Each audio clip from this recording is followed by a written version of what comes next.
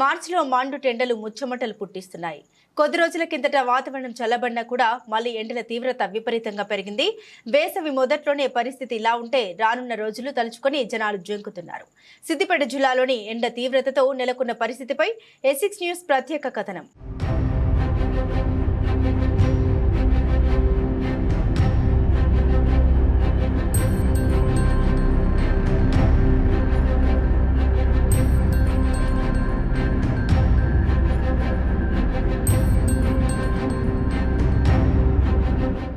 సిద్దిపేట జిల్లాలో ఎండలు రాటెత్తిస్తున్నాయి. మార్చిలోనే 40 డిగ్రీల ఉష్ణోగ్రతలు నమోదవుతున్నాయి. జిల్లాలోని కోహెడ, సిద్దిపేట, రాఘవపూర్, శనిగరం, బెజ్జంకి మండలాల్లో 40 డిగ్రీల ఉష్ణోగ్రతలు నమోదయ్యాయని వాతావరణ శాఖ అధికారులు చెబుతున్నారు. మరికొన్ని చోట్ల 39 డిగ్రీలు రికార్డయ్యాయి. ఇప్పుడే ఇలా ఉంటే రానున్న రోజుల్లో ఎండల తీవ్రతను ఎలా తట్టుకోవటం అని జనాలు జంకుతున్నారు. జిల్లా కేంద్రంలో ఎండ తీవ్రతకు జనాలు ఎక్కువగా బయటకు రావడం లేదు. ముఖ్యమైన పనులుంటే నెత్తికి ఏదైనా పెట్టుకొని వస్తున్నారు. ఏదైనా పని ఉంటే సాధ్యమైనంతలో ఉదయమే పూర్తి చేసుకుంటున్నామని చెబుతున్నారు. విపరీతమైన ఎండలతోని ఈ జనాలు ఉక్కిరిబిక్కిరి అవుతున్నారు. మధ్యాహ్నం వేళ ఎవ్వరు కూడా రోడ్ల మీద కనపడట్లేదు.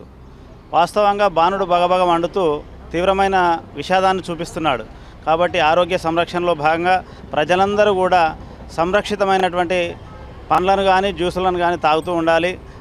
అలాగే రసాయనిక పదార్థాలతో కూడుకున్నటువంటి కూల్ డ్రింక్స్ని తాగకుండా పండ్లతో కూడుకున్న కొబ్బరి బొండాలు కానీ పండ్ల జ్యూస్ కానీ తాగితేనే మంచిదని నేను కోరుకుంటున్నాను.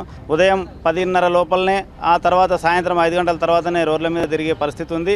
ఇప్పుడున్నటువంటి ఎండ తీవ్రతను దృష్టిలో పెట్టుకొని ఆరోగ్యాలను కాపాడుకోవాల్సిందిగా, అత్యవసర పరిస్థితుల్లో ఎప్పుడైనా ఎండలో తిరగాల్సిన పరిస్థితి కనుక ఏర్పడితే నెత్తిపైన టోపీ కానీ గొడుగు కానీ పట్టుకొని వెళ్ళాలి. లేని పక్షంలో అనారోగ్యానికి గురై తీవ్రమైనటువంటి సమస్యలు ఎదుర్కొనే పరిస్థితి ఏర్పడుతుంది. కనుక ఆరోగ్యమే మహాభాగ్యం అనేటువంటి సూత్రాన్ని పాటించి ఆరోగ్య సంరక్షణ కోసం మనకు సహజమైనటువంటి ద్రవ పదార్థాలను స్వీకరించేటువంటి ప్రయత్నమే చేయాలని నేను కోరుకుంటున్నాను. ఇక ఎండ తీవ్రతను తగ్గించుకోవడానికి పండ్ల రసాలు, శీతల పానీయాలు, కొబ్బరి బోండాలు తీసుకుంటున్నారు. పాత బస్టాండ్ సమీపంలోని చాలా జ్యూస్ స్టాల్స్ లో జనాలతో కిక్కిరిసిపోతున్నాయి.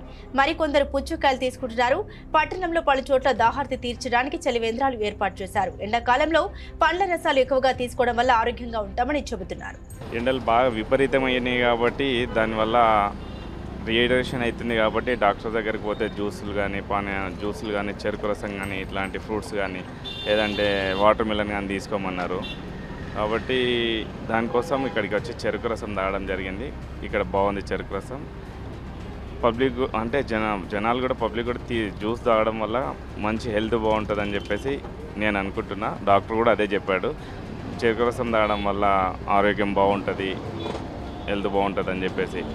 ఈ ఏరియాలో చెరుకు రసం చాలా బాగుంటుంది, బాగుంటుంది.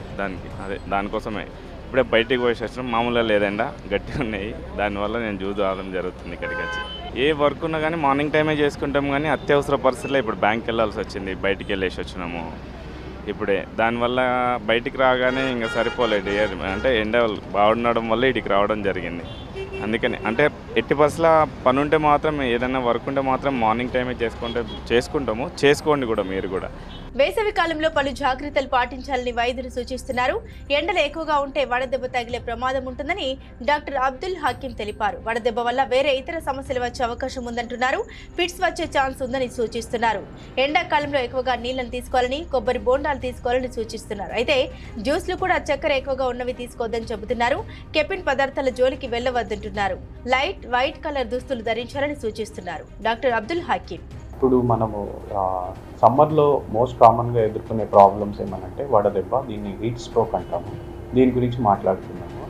ఈ వడదెబ్బ జనరల్గా ఎక్కువగా హాట్ క్లైమేట్ ఎన్విరాన్మెంట్లో పనిచేసే వ్యక్తుల్లో కామన్గా చూస్తుంటాము. లైక్ ఎండలో పనిచేసే వ్యక్తుల్లో ఎక్కువగా చూస్తుంటాము. ఈ వడదెబ్బ తగలడం వల్ల ఇనీషియల్గా వాళ్ళకి ఏమని ఉంటుందంటే లైక్ ఎక్కువగా స్వెట్టింగ్ రూపంలో వాటర్ బాడీ నుంచి వెళ్ళిపోవడం వల్ల బాగా డీహైడ్రేట్ అయిపోతారు. ఈ డీహైడ్రేషన్ అవ్వడం వల్ల జనరల్లీ నరాలు, మెదడుకి సంబంధించిన నరాలు, మెదడు ఇవి డీహైడ్రేషన్ని తట్టుకోలేవు అనమాట. చాలా సెన్సిటివ్ స్ట్రక్చర్స్ ఇవి. డీహైడ్రేషన్ అవడం వల్ల ఇనీషియల్ డీహైడ్రేషన్లో మనకి ఏం లక్షణాలు కనిపిస్తాయంటే కన్ఫ్యూజ్డ్గా ఉండడము, ఇరిటబుల్గా ఉండడము, చిరాకు ఉండడము, డెసిషన్ మేకింగ్ చేయడం కష్టం అవ్వడము, అలాంటి చిన్న చిన్న లక్షణాలు అనేది కనిపిస్తుంటాయి. ఒకవేళ ఎండ తీవ్రత ఎక్కువగా ఉండి ఆ డీహైడ్రేషన్ ఎక్కువగా అవడం వల్ల వాళ్ళకి తర్వాత ఈవెన్చువల్లీ బాగా కన్ఫ్యూజ్ అయిపోయి మతి స్థిమితం కోల్పోయి పడిపోవడం అలాంటివి కూడా మనం చూస్తుంటాము. దాంతోపాటు హార్ట్ బీట్ ఎక్కువ అయిపోవడం, బాడీ టెంపరేచర్ అనేది చాలా ఎక్కువగా అయిపోతుంది, లైక్ 103 కన్నా ఎక్కువగా ఉండడం వల్ల స్పృహ తప్పి పడిపోతారు. అలాంటి సిచ్యువేషన్లో వెంటనే హాస్పిటల్ దగ్గరికి తీసుకుని వెళ్ళాల్సి వస్తుంది. ఈ డీహైడ్రేషన్ అనేది వడదెబ్బ కారణంగా వచ్చే దాంతోపాటు ఇంకొన్ని మన బాడీలో ఉండే లవణాలు కూడా కొంచెం మార్పులు అనేవి ఈ సమ్మర్లో చూస్తుంటాము. జనరల్గా లైక్ సోడియం తగ్గిపోవడం కానీ పొటాషియం మెగ్నీషియం తగ్గిపోవడం వల్ల మనకి మెదడుకు సంబంధించిన ఇబ్బందులు ఏమనంటే ఫిట్స్ వచ్చే ఛాన్సెస్ ఉంటాయి. ఇంకోటి కండరాల బలహీనత వచ్చే ఛాన్సెస్ ఉంటాయి.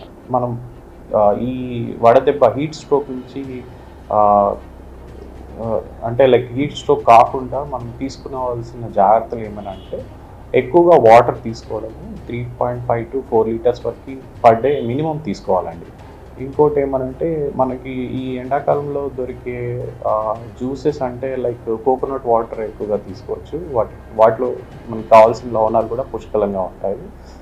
ఇంకా కెఫీన్ లాంటి ఐటమ్స్ కానీ ఆల్కహాల్ రిలేటెడ్ ఐటమ్స్ కానీ అవాయిడ్ చేయాల్సి వస్తుంది. షుగర్ కేన్ జ్యూసెస్ కూడా ఎక్కువ షుగర్ కంటెంట్ ఉంటుంది. యాక్చువల్లీ మనకి అంత ఎక్కువ షుగర్ తీసుకోవడం కూడా ఎండాకాలంలో మంచిది కాదు. లైక్ వాటర్ కంటెంట్ ఎక్కువ ఉన్న ఫ్రూట్స్ లైక్ వాటర్ మెలన్ మనకి ఈ సీజన్లో కామన్గా దొరుకుతుంటుంది.